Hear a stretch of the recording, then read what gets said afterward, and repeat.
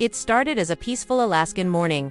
The kind where the mist hangs low over the evergreens and every sound feels sharper in the crisp air. Emma, a young hiker with a mild mobility condition, set out early with her trained service dog, a golden retriever named Scout. The trail was quiet except for the crunch of gravel beneath her boots and the steady jingle of Scout's tags. But deep in those towering pines, danger was already watching. Emma loved these early hikes. They gave her a sense of independence she rarely felt elsewhere. Scout, ever alert and loyal, stayed a few steps ahead, ears twitching at the rustle of squirrels and the distant call of a raven. About an hour in, they reached a narrow section of trail that hugged a steep ridge. The forest fell eerily silent. No birdsong, no breeze, just stillness. Scout stopped cold, muscles stiff, nose pointed toward the dense undergrowth.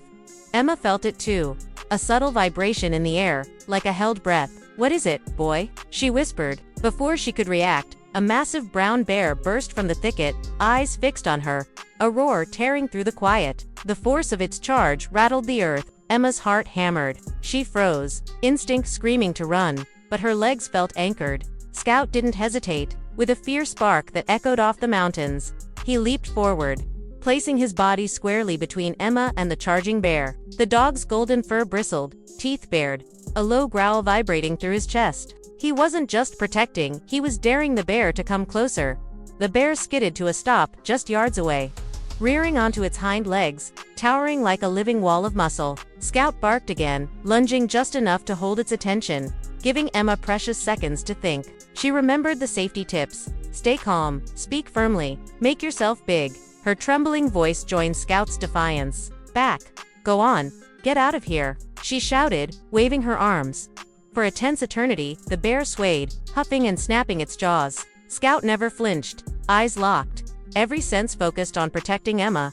Finally, perhaps realizing this prey was too troublesome, the bear dropped back to all fours. With a final grunt, it turned and crashed back into the forest, branches snapping in its wake. Emma dropped to her knees, tears mixing with the cold mountain air. Scout trotted to her side, tail wagging as if nothing had happened. She buried her face in his thick fur, whispering, "You saved me. You're my hero."